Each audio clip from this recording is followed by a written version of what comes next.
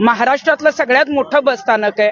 ST मध्ये आपण बघतोय की 50% महिलांना तिकीट असतं आणि म्हणूनच महिलांचा टक्का जो आहे तो एसटी मध्ये प्रवास करण्याचा वाढलेला आहे. सरकारची ही यंत्रणा असल्यामुळे एसटी मध्ये जास्त महिला विश्वासाने प्रवास करतात. परंतु स्वारगेटमध्ये जी काही घटना घडली ती तर भयंकर आहेच.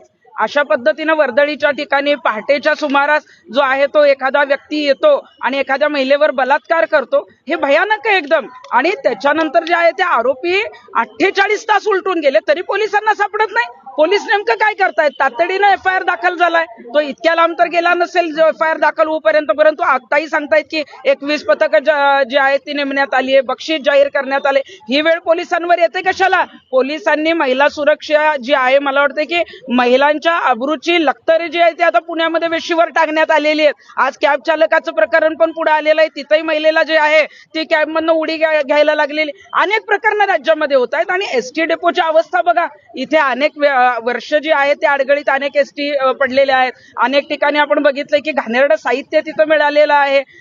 परत अवैध धंदे जे आहेत ते अशा ठिकाणी केले जातात. मग एखादी घटना झाल्यावरच परिवहन खातं जागा होणार आहे का? सरकार जागा होणार आहे का? फक्त स्वारगेट बस स्थानक नाही, आता परिवहन खात्याने महाराष्ट्रामध्ये त्यांचे जिथं जिथं बस स्थानक आहेत तिथं तिथं महिला सुरक्षा समिती नेमली पाहिजे. कारण अशा घटना जर होत असतील तर महिला पुढे येणार कशा? कालपासून आम्हाला महिलांचे, तरुणींचे फोन येत आहेत की आम्ही आता बाहेर जात असतो, आम्हाला भीती वाटायला लागली आहे. मग ही भीती जेव्हा वाटायला लागते तेव्हा मला वाटतंय की हे गंभीर आहे. त्यामुळे तातडीनं या आरोपीला अटक झाली पाहिजे. हे प्रकरण फास्ट ट्रॅक कोर्टात नेलं पाहिजे आणि फास्ट ट्रॅक कोर्टाचाही लवकर निकाल लावा हो, कारण त्याला फाशी झाली पाहिजे. दरवेळी फास्ट ट्रॅक कोर्टात प्रकरण जातं आणि कुठलाही निकाल लवकर लागत नाही आणि म्हणूनच आरोपींची जी हिंमत आहे ती वारंवार वाढत चालली आहे.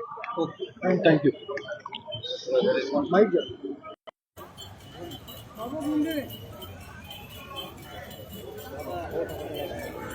बस रात्री नाही, मी रात्री आले होते. पाय